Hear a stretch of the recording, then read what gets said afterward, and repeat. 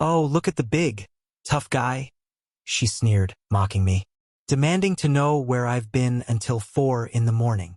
This was coming from the woman who had just completely skipped out on our anniversary dinner. I looked her dead in the eye and said, "Not anymore." What she didn't realize was that I'd already tracked her location straight to her ex-boyfriend's apartment. By the time she finally woke up later that afternoon, I had already changed every single lock on the house. Let me back up a bit so you get the full picture. I'm a 31-year-old guy, and I'd been with Lily, who's 29, for 4 years. We'd been engaged for about 6 months. Last Tuesday was our anniversary. Now, this wasn't just the date we started dating. It was the exact day I popped the question, so it was a massive milestone for us. At least I thought it was. I went all out and booked a table at the exact same Italian restaurant where I'd proposed to her, wanting to capture that same special vibe. I even pulled a few strings with the restaurant manager, who happened to be an old college buddy of mine, just to make sure everything went off without a hitch. I let Lily know about the plans 3 full weeks in advance and even synced it to both of our digital calendars. On top of that, I went out and bought her a beautiful necklace she'd been eyeing for months as an early anniversary present. That morning, everything seemed perfect. She kissed me goodbye and said, "See you at 7:30. Love. I can't wait to wear the necklace." I felt like a king. I even had a diamond pendant, something she'd been dropping hints about for ages, hidden away in my coat pocket, planning to surprise her with it during dessert. I was so excited that I skipped lunch, left work early, got a quick haircut, and bought a bundle of fresh roses. At 5 p.m., I texted her, "Heading out now. Love you." She replied right away, "Love you too. Getting ready." I arrived at the restaurant at 7:20 p.m. They already had her favorite Prosecco chilling on ice and a fresh bouquet of lilies sitting right in the center of the table. Our waiter, Marco, actually remembered us from the night I proposed. Everything was absolutely flawless. Then 7:30 rolled around. Nothing. By 7:45, my stomach started to knot up. By 8 p.m., I sent a text saying, "Hey, are you running late?" The read receipt popped up instantly, but there was no response. I waited 15 minutes and called her at 8:15. It rang twice and then it was abruptly cut off. She declined the call. That was the exact moment I knew something was seriously wrong. See, if she was driving, she would have just let it ring out. If she was in some kind of trouble, she wouldn't have actively rejected the call. She chose to press ignore. What would you do in this situation? Would you have waited around at the restaurant, or would you have walked out right then and there? Marco checked in on me around 8:45, offering to hold the table a bit longer, but I told him it was fine. I paid for the Prosecco, picked up my jacket, and left. I drove back to a completely empty house. Her car was gone. Interestingly, the necklace I'd given her that morning was still sitting right there on the dresser, inside its box. Now, here's one crucial thing you need to know about Lily. She is absolutely glued to her tablet. She uses it for literally everything, her graphic design work, shopping, social media, you name it. But in her rush that evening, she'd left it sitting out on the kitchen counter. Suddenly, it pinged with a notification. It was a message from a guy named Mark Evans. The weird part was that Lily had supposedly quit working out at Mark's yoga studio 8 months ago, right after we got engaged, claiming she wanted to free up time to focus on wedding planning. I know I shouldn't have snooped, but my gut was screaming at me. I opened the messages. They went back 2 whole months. It started out harmless enough with a basic, "Hey, long time no see," but quickly escalated into things like, "I miss our chats and remember that night on the rooftop?" Then I saw the text thread from that very Tuesday. Mark wrote, "Still good for tonight?" Lily replied, "Yes, so excited. I haven't seen your new place yet. I'll make it worth the trip. I'll just tell him I'm out at Claire's. Our anniversary dinner isn't until next week anyway." She had deliberately lied about the date, telling him our anniversary was a week later just so she could sneak off with him on our actual special night. The most recent message had been sent at 8:47 p.m. It was Lily saying, "Almost there. Babe, traffic is wild. Start without me." I just sat there, staring at that screen for probably 10 minutes. For years of my life, a diamond pendant sitting in my pocket. wedding venues already booked and paid for, and she was pulling up to her ex's apartment on our anniversary. I didn't text her back, and I didn't bother calling again. Instead, I got straight to work. First, I checked our lease agreement. Both of our names were on it, but I had been covering the rent entirely on my own ever since she launched her custom craft shop, which only brought in maybe $200 a month. The landlord genuinely liked me and had told me in the past that if we ever went our separate ways, he'd happily keep me on as the sole tenant. Second, I looked at the wedding vendors. All the deposits had been charged to my personal credit card. Her name was listed on the contracts as the bride, but I was the one footing the bill. I started firing off emails right then and there. I canceled the venue, took the Torres Wilson wedding off the photographer's June schedule, canceled the caterer, and terminated the DJ services. Most of those deposits were completely non-refundable, meaning I lost about $8,000 on the spot. Honestly, it was worth every single penny. At 11:30 p.m., a text finally came through from Lily at Claire's. The girls' night got pretty wild. Don't wait up for me. I didn't reply. Instead, I spent the next few hours methodically packing up every single thing she owned. I boxed up her art supplies, her yoga gear, and all the jewelry I'd ever bought her. Technically, they were gifts, so I let her keep them. I even carefully wrapped her inherited collection of grandmother's vases. I wanted her gone, but I'm not a heartless monster. At 4:15 a.m., I saw her car headlights pull into the driveway. She crept through the front door with her shoes in her hands. Her dress was rumpled, and her hair was a total mess. She froze solid the second she spotted me sitting on the sofa, surrounded by cardboard boxes. "What's all this?" she asked, trying to sound offended. "Packing your stuff at 4 in the morning? Are you losing your mind?" "That's an interesting time to be getting back from a girls' night at Claire's," I remarked calmly. She tried to play it cool. "We just lost track of time. You know how girls' nights can get." "With Mark?" I finished, the color completely drained from her face. "What?" I held up her tablet. "You forgot this. By the way, he seems to think our anniversary is next week." From there, she cycled through a roller coaster of emotions in a matter of seconds. First came denial. "It's not what it looks like." Then came pure anger. "You snooped through my private messages." Next was bargaining. "We just talked. I swear, nothing actually happened." And finally, she resorted to taunting me.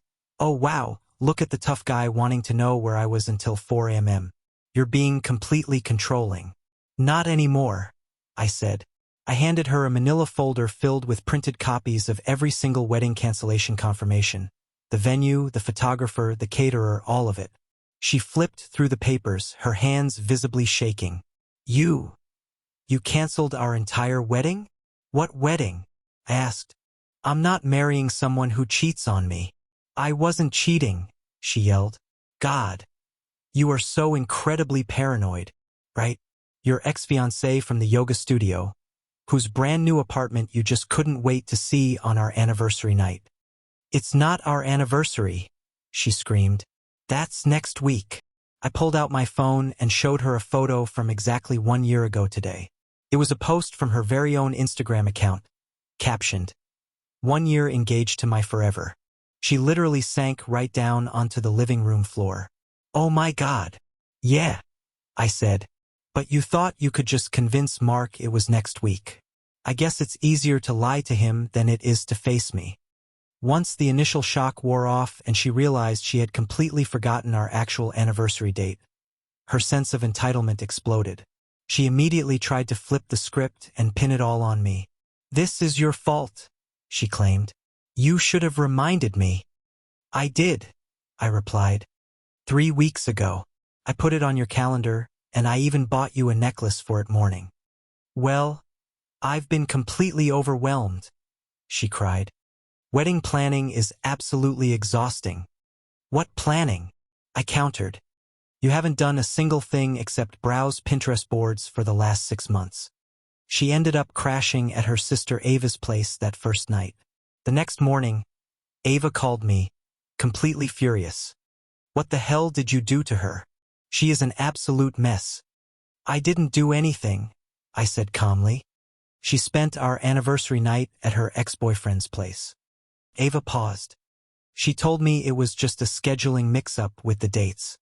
She told him our anniversary was next week, just so she could sneak out on the actual date. I explained.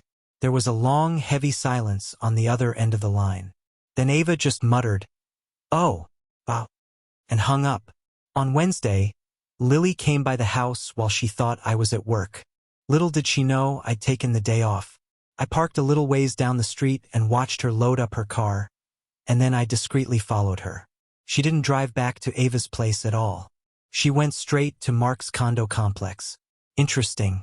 By Thursday, her entitlement shifted into overdrive. She called me from Ava's phone because I had already blocked her number. "We need to discuss the wedding deposits," she demanded. "What about them?" I asked. "I want half of that money back." "You want half of the non-refundable deposits that I had to cancel because of you? You canceled everything without even asking me," she argued. "I deserve compensation for that." "You were over at your ex's house," I reminded her. "For the last time, nothing happened between us."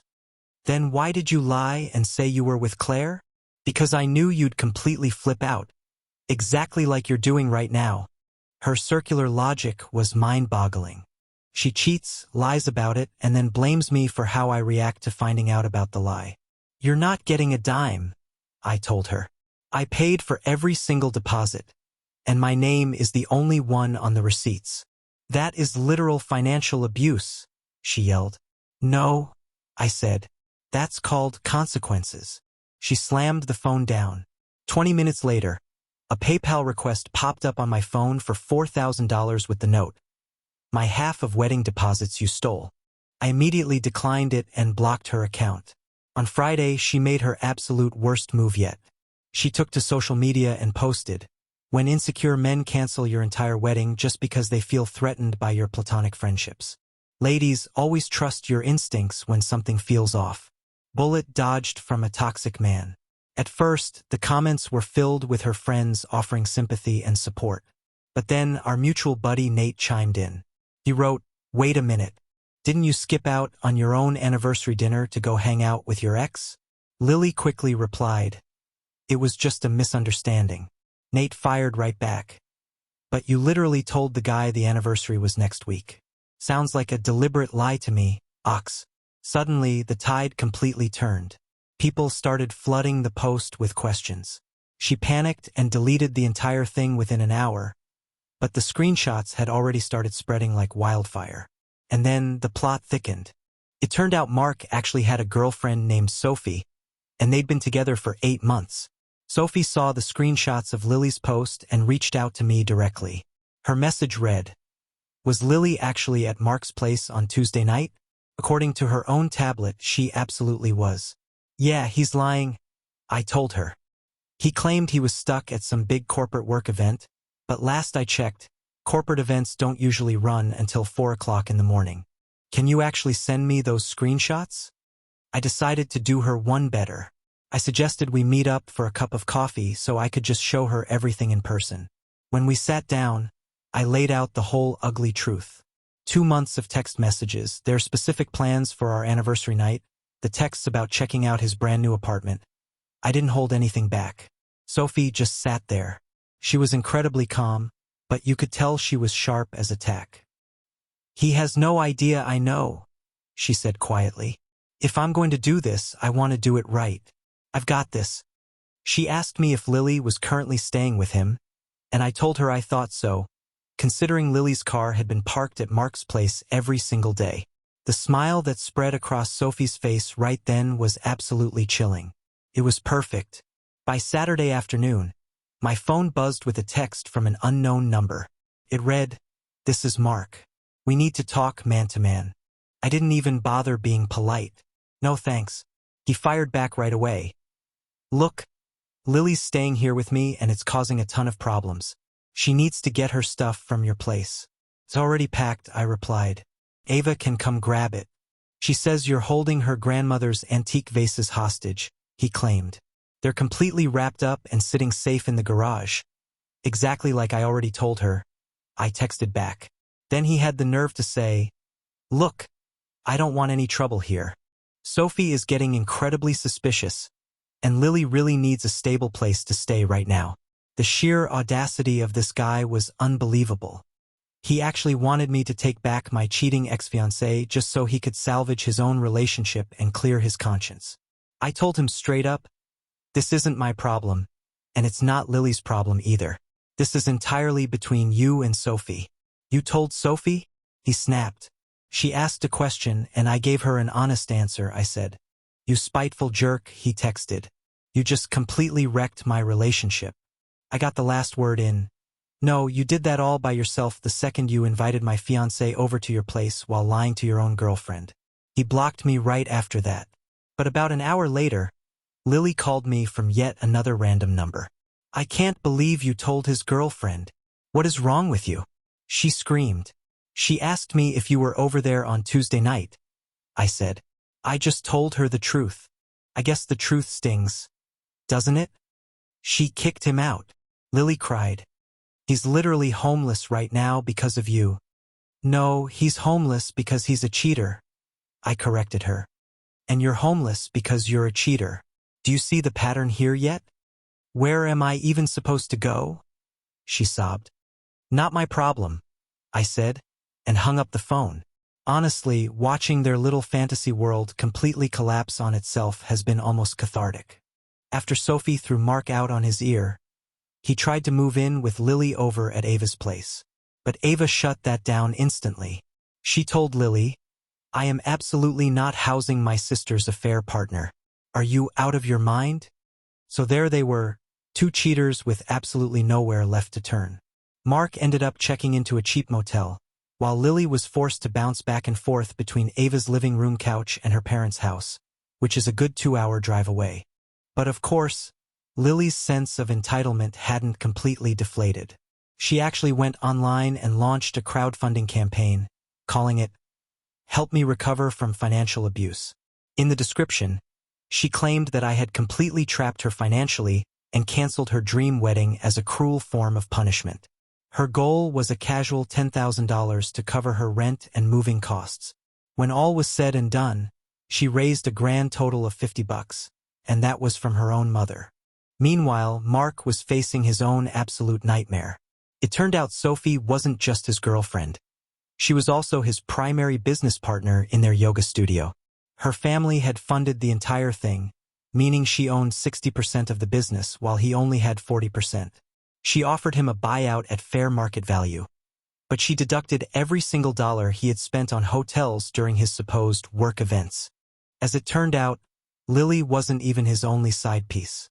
Sophie brought out the heavy artillery, credit card statements and security footage of him bringing multiple other women into the studio when no one else was around.